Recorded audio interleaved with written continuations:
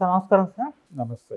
Sir director YVS Chowdary గారు మరి చాలా గ్యాప్ తీసుకొని ఇప్పుడు కొత్తగా లేటెస్ట్ ఒక సినిమాని అనౌన్స్ చేశారు సార్. అది కూడా నందమూరి కుటుంబంలో 4వ తరం వారసుని సినిమా ఇండస్ట్రీకి పరిచయం చేయబోతున్నారు. ఆయన పేరు కూడా నందమూరి తారక రామారావు అని కూడా అని అంటున్నారు కదా సార్. ఎవరు అతను? మరి ఇప్పుడు వైవిఎస్ చౌదరి గారు ఇంత గ్యాప్ ఎందుకు వచ్చింది ఆయన సినిమాలకి? మరి సినిమా గురించి ఎటువంటి అప్డేట్స్ ఉన్నాయి సార్? ఆయనే చెప్పుకున్నాడు ఈరోజు ప్రెస్ మీట్ పెట్టి సినిమా చేయబోతున్నాను అని. అంటే రేయ్ అనే సినిమా చేశాడు ఆయన ఇంతకుముందు.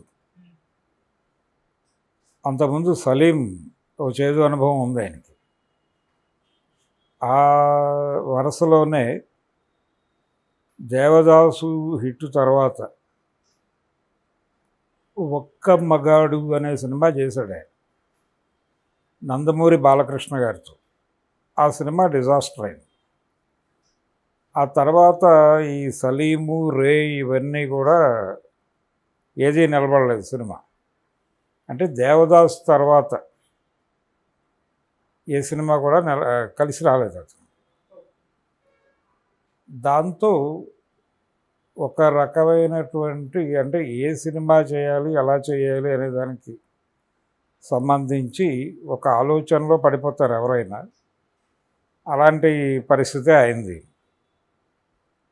నిజానికి ఆయన ఒక్క మగాడు అనుకున్నప్పుడు ఎన్టీఆర్ లైఫ్ నుంచి కొంత డ్రా చేసి ఒక కథ ఏదో డిజైన్ చేశారు అనేది మొదట వినిపించిన మాట. అందుకని ఒక్క మగాడు అనే టైటిల్ పెట్టారు. ఈ ఒక్క మగాడు అనేది అంతకుముందు సీతయ్యలో పాట ఉంటుంది, హరికృష్ణ మీద చిత్రీకరణ జరుపుకున్న పాట. అందులో ముక్కే తీసుకొచ్చి ఒక్క మగాడు అని పెట్టాడు. ఆ సినిమా సక్సెస్ అయ్యి హరికృష్ణతో ఆయన చేసినటువంటి 2 సినిమాలు మంచి విజయం సాధించినాయి. బాలకృష్ణ గారితో చాలా పెద్ద హిట్ అవుతుంది అనుకున్న సినిమా డిజాస్టర్ అయింది. దానికి రకరకాల పోలికలు తీసుకొచ్చారు, భారతీయుడు పోలికలు ఇవన్నీ తీసుకొచ్చారు. ఫైనల్గా సినిమా డిజాస్టర్ అయిపోయింది. ఆ తర్వాత ఆయన చివరి సక్సెస్ అంటే దేవదాస్. దేవదాస్తో ఒక అంటే ఇలియానాని ఇంట్రడ్యూస్ చేశాడు ఆయన తెలుగు సినిమాకి, తెలుగు తెరకి. అలా రామ్ పోతినేనిని పరిచయం చేశాడు ఆ సినిమా నుంచి. అది సక్సెస్ఫుల్ సినిమా. తర్వాత ఆ ఇన్స్పిరేషన్తోనే సలీం మొదలుపెట్టాడు. అంటే దేవదాసు, సలీం ఈ 2 టైటిల్స్ అక్కినే నాగేశ్వరరావు గారు. అంటే సలీం అంటే అది ఆయన భానుమతితో చేసిన సినిమా. ఆ టైటిల్ తీసుకొచ్చి ఇక్కడ వాడారు. ఆ సినిమా కూడా డిజాస్టర్ అయింది. డిజాస్టర్ అయిన తర్వాత రేయ్ సినిమా ఇతన్ని చిరంజీవి గారి మేనల్లుండి పరిచయం చేస్తూ మొదలెట్టిన సినిమా. అది నడవలేదు. అది చాలా కాలం తీశారు, చాలా గ్యాప్ వచ్చింది, రకరకాల కారణాలు. ఏదేమైనా ఆ సినిమా నడవలేదు. ఇక అక్కడి నుంచి ఏ సినిమా చేయాలి అనేటువంటి, ఎలా మళ్ళీ తను జనం ముందుకు రావాలి అనేది డిజైన్ చేసుకుంటున్నాడు ఆయన. పాటలు బాగా తీస్తాడు ఆయన అనేది ఒక పేరు ఉంది ఆయనకి. అంటే రాఘవేంద్రరావు గారి స్కూలు, రామారావు గారి అభిమాని, గుడివాడ నందమూరి అభిమాన సంఘానికి ఆయన నాయకత్వం వహించేవాడు. ప్రతి సినిమాకి అంటే రిలీజ్ అయిన ఎన్టీ రామారావు గారి సినిమాలన్నిటికీ బ్యానర్లు కట్టడం, థియేటర్ల దగ్గర హడావిడి చేయటం, అలా మొదలైన లైఫ్ ఆయన. అక్కడి నుంచి ఇండస్ట్రీకి వచ్చాడు ఆయన. వచ్చాక రాఘవేంద్రరావు గారి దగ్గర పనిచేశాడు. ఆ ఇన్ఫ్లుయెన్స్ ఉంది ఆయన మీద. రామారావు గారి మాస్ సినిమాలు చూసినటువంటి ఆ ఇన్స్పిరేషను ఉంది. అలాగే ఆయన ప్రతి సినిమాని గమనిస్తాడు. ఆ మధ్య నేను వెట్రిమారన్ సినిమాకి వెళ్ళా. ఐమాక్స్లోనే. వెళ్తే ఈయన కూడా వచ్చాడు ఆ సినిమాకి. అంటే ఈయన రావడం కొంచెం విచిత్రంగా అనిపించింది నాకు. విడుదల సినిమా ఈయన వచ్చాడేమిటి అనుకున్నాను. అంటే అది కొంచెం సీరియస్ సినిమా. ఆ సినిమాలు కూడా చూస్తాడు ఈయన. అంటే తన్ని తాను అంటే సమాజంతో అప్డేట్ ఉంచుకోవటానికి ఒక కసరత్తు చేస్తూనే ఉన్నాడు. ఈ కసరత్తులో భాగంగానే అంటే సమాజం గురించి, జరుగుతున్నటువంటి రాజకీయ పరిణామాల గురించి, సినిమాల్లో జరుగుతున్నటువంటి మార్పుల గురించి నిరంతరం తన్ని తాను అప్డేట్ చేసుకుంటూ గ్యాప్ ఇవ్వకుండా అంటే దూరం కాకుండా ఉండటానికి తన వంతు కృషి తను చేస్తూ వస్తున్నాడు ఆయన. ఈ ప్రాసెస్లోనే ఆయన 2018కే కథ ఉంది నా దగ్గర అని చెప్తున్నాడు. కానీ సినిమా తీయాలి, ఇలా తీయాలి అనే ఏదో లైన్ ఉండి ఉంటుంది అంతే. కథ అనేది ఎప్పటికప్పుడు నిరంతరం డిజైన్ చేసుకునేది. అది రకరకాలుగా మారుతుంది. ఈ క్రమంలోనే ఆయన ఎన్టీఆర్ అభిమానిగా మొదలెట్టాను జీవితం కాబట్టి ఎన్టీఆర్తో సినిమా చేయాలి అనే తపన ఉంటుంది ఆయనకి ఇంటర్నల్గా. అది అవల రామారావు గారు ఈయన ప్రవేశించే నాటికే ఆయన సినిమాలు వదిలేసి బయటికి వెళ్ళిపోయాడు. ఆ తర్వాత పట్టాభిషేకం టైంలో ఈయన రాఘవేంద్రరావు గారి దగ్గర చేరాడు. బాలకృష్ణతో వచ్చిన పట్టాభిషేకం అక్కడి నుంచి మొదలైంది ఈయన లైఫ్. అలా ఈయన్ని డైరెక్టర్గా తీసుకున్నది అక్కినేని నాగార్జున. సీతారాముల కళ్యాణం సినిమా. ఆ సినిమా కొత్త ఆర్టిస్టులతో చేశాడు ఆయన. వెంకట్ వీళ్ళు యాక్ట్ చేశారు. ఆ సినిమా సక్సెస్ అయింది. ఆ తర్వాత ఈయన వాళ్ళ బ్యానర్లో హరికృష్ణని నాగార్జున్ని పెట్టి సినిమా చేశాడు, సీతారామరాజు. అది సక్సెస్ఫుల్ సినిమానే, పేరు వచ్చింది. అలాగే వాళ్ళిద్దరి కాంబినేషను జనాలు ఎంజాయ్ చేశారు. అక్కడి నుంచి సొంత సినిమా నిర్మాణం లాహిరిలో, అది మంచి సక్సెస్ సినిమానే. అంటే ఒక డిఫరెంట్ ఇమేజ్ ఇచ్చాడు ఆర్టిస్టులకి. నిర్మలమ్మ గారితో ఆయన చేయించిన యాక్షను ఒక విలన్ షేడ్లోకి తీసుకొచ్చాడు ఆవిడ్ని. ఇలా కొంచెం ప్రయోగాత్మకంగా సినిమా తీయాలి అనే తపన ఉన్నటువంటి దర్శకుడు. సినిమా అనేది థియేటర్కి వెళ్ళినటువంటి ప్రేక్షకుడిని ఎమోషనలైజ్ చేయాలి, సెంటిమెంటలైజ్ చేయాలి, లేదు ఎంటర్టైన్ చేయాలి. ఈ వీటిల్లో ఏదో ఒకటి చేయగలిగిన సినిమా తీయగలను అనేటువంటి కాన్ఫిడెన్స్ ఆయనకు ఉంది. జనరల్గా అప్పుడప్పుడు లెక్క తప్పి మిస్ఫైర్ అవ్వచ్చు. దానికి రకరకాల కారణాలు ఉంటాయి. ఆర్టిస్టుల ఇన్వాల్వ్మెంట్ ఉండొచ్చు. ఇది ఇలా కాదు, ఇలా మార్చండి అని వాళ్ళ వైపు నుంచి ప్రతిపాదనలు రావచ్చు. వీళ్ళకి ఇష్టం ఉండకపోవచ్చు. రకరకాల ఘర్షణలు ఉంటాయి. రెండోది ఇదేంటంటే ఒక గేమే, జూదమే. జూదంలో అన్నిసార్లు సక్సెస్ వస్తుందని చెప్పలేము. అంత మాత్రం చేత ఆటగాడికి టాలెంట్ లేదు అనుకోనక్కర్లేదు. ఆయన ఫెయిల్యూర్ తర్వాత సక్సెస్ ఇచ్చిన చరిత్ర ఉంది ఆయనకి. అయిపోయింది వైవిఎస్ చౌదరి అనుకున్నారు కదా ఒక్క మగాడప్పుడు. తర్వాత దేవదాస్తో రైజ్ అయ్యాడు కదా, ఇమ్మీడియట్గా బౌన్స్ బ్యాక్ అన్నారు కదా. ఇలాంటి ఒక బౌన్స్ బ్యాక్ కోరుకుంటున్నాడు ఆయన ఇప్పుడు. పూర్తిగా తన మీద డిపెండ్ అయి నడిచిన సినిమా అది. వైవిఎస్ చౌదరి కేంద్రంగా హిట్ కొట్టిన సినిమా దేవదాస్. ఈయనేమో రామారావు గారి అభిమాని. ఈయన మొదటి సినిమా నిర్మాత నాగార్జున.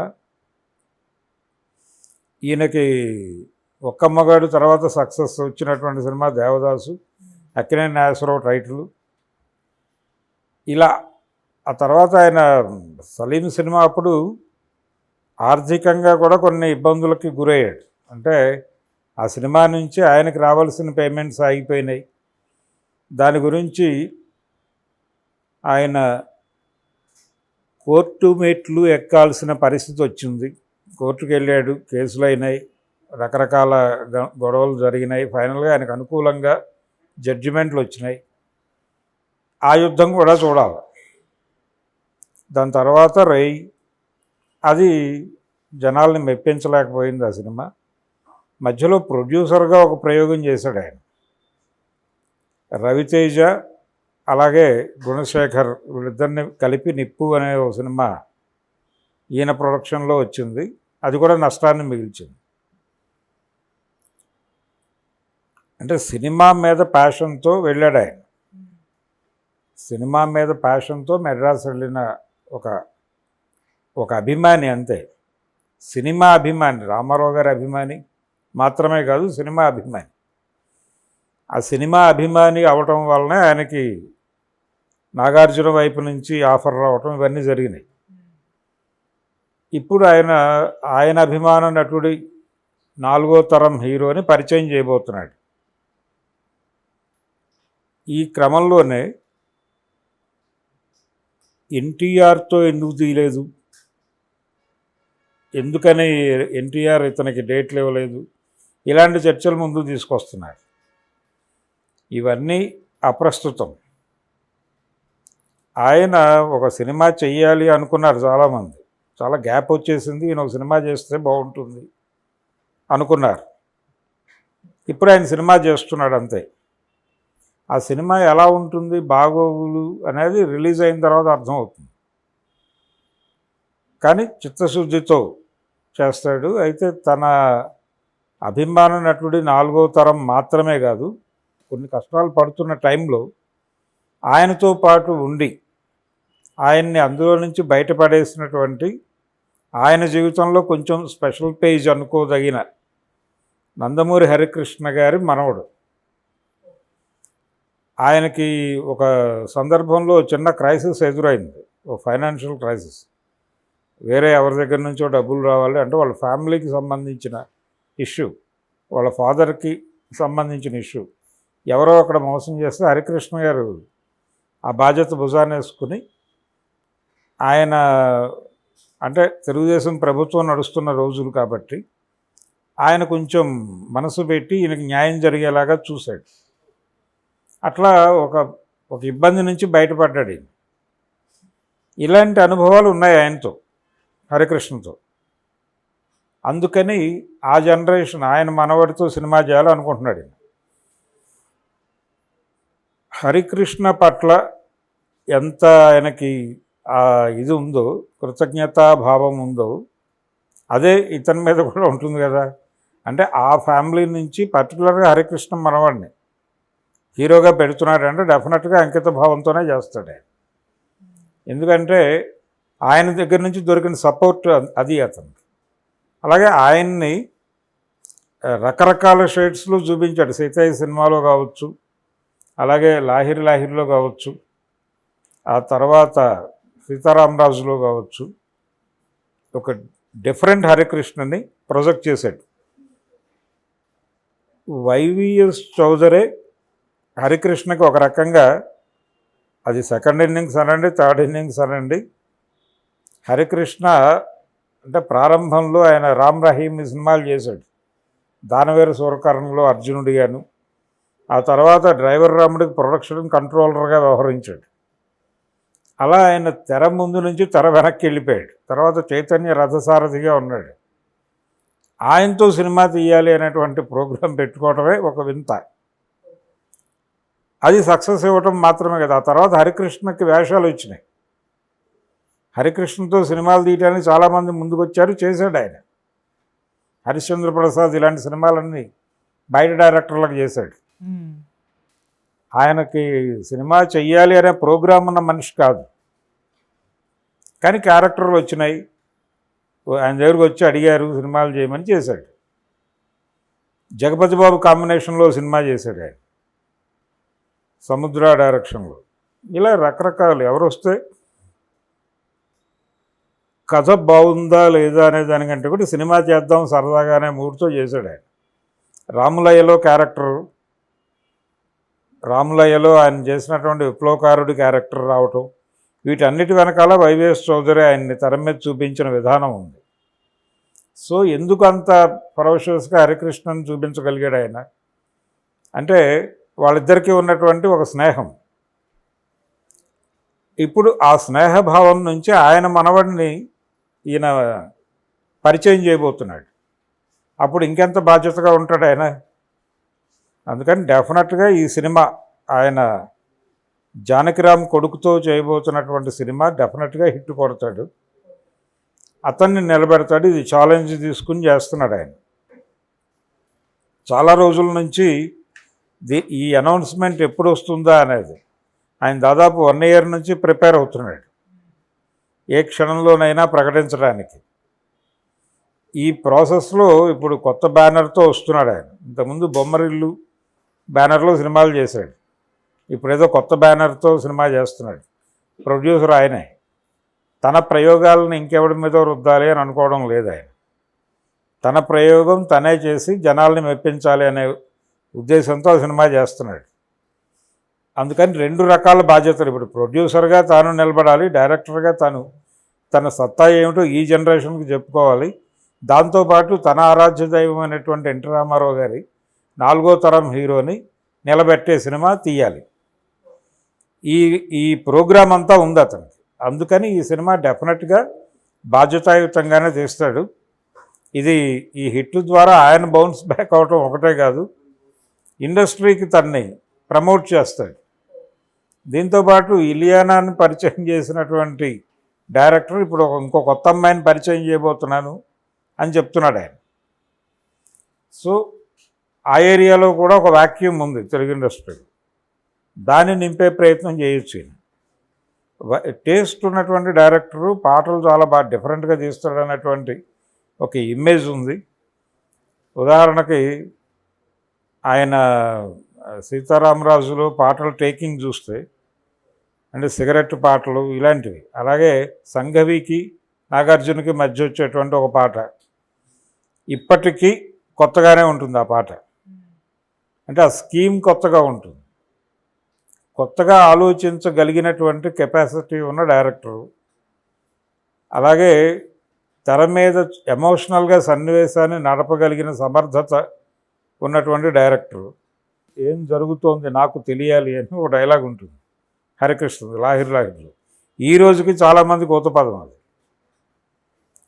అలాంటి ముద్ర వేసేటువంటి సన్నివేశాలు అంతే ఎమోషనల్గా తీయగలిగిన సత్తా ఉన్నటువంటి డైరెక్టర్ అతను. తనే స్క్రిప్ట్ డిజైనరు. సో ఈ సినిమాతో మళ్ళీ వైవిఎస్ చౌదరి బౌన్స్ బ్యాక్ అయ్యి మరికొన్ని విజయాలు ఇచ్చి నేటివ్ సినిమాని అంటే పాన్ ఇండియా సినిమానా కాదా ఇలాంటి ప్రశ్నలు కూడా రైజ్ అయినాయి. పాన్ ఇండియా కంటే కూడా ఒక సమర్థవంతమైనటువంటి నేటివ్ సినిమాని ఆడియన్స్ ముందుకు తీసుకొచ్చి వాళ్ళతో జైకొట్టించే సినిమా కావాలి. అది ఒక మంచి తెలుగు సినిమా, మంచి కమర్షియల్ తెలుగు సినిమా, థియేటర్కి వెళ్ళి సరదాగా ఎంజాయ్ చేసి సరదాగా పాటలు చూసి అలా వచ్చేసేటువంటి సినిమాలు లేవు, ఈ మధ్యకాలంలో రావడం లేదు. పాటలు కూడా రిజిస్టర్ అయ్యే పాటలతో సినిమాలు రావడం లేదు. వైవిఎస్ చౌదరి సినిమా తీయబోతున్నాడంటే ఇప్పుడు ఉన్న హోప్ అదే. ఒక థియేటర్లో కూర్చుని బయటకు వచ్చిన తర్వాత కూడా పాడుకునేటువంటి పాటలు ఉంటాయి సినిమాలో అనేది ఒక హోపు. సినిమా అందంగా తీస్తాడు అనేటువంటిది ఒక హోపు. ఎమోషనల్గా తీస్తాడు అనేది ఒక హోపు. ఇవన్నీ ఉన్నాయి ఆయన మీద. ఇన్ని ఆశలు కలిగించేలాగా ఆయన గత సినిమా చరిత్ర ఉంది. కాబట్టి ఈ ఆశలన్నీ సఫలీకృతం చేస్తాడని ఆశిద్దాం. ఒక మంచి సినిమాతో ఒక మంచి హీరోని ఇండస్ట్రీకి పరిచయం చేస్తాడు అని అనుకుందాం. ఆయన పరిచయం చేసినటువంటి హీరో సక్సెస్ఫుల్గానే కెరీర్ నడుపుతున్నాడు, రామ్. కాబట్టి అంతకు మించి కుటుంబ సంబంధమైనటువంటి బ్యాక్ అండ్ సపోర్ట్ ఉంది కాబట్టి జానకిరామ్ కొడుక్కి ఇతను ఈ వైవిఎస్ చౌదరి చేయి పట్టుకుని విజయ శిఖరాలకు ఎగబాకుతాడనైతే ఆశిద్దాం.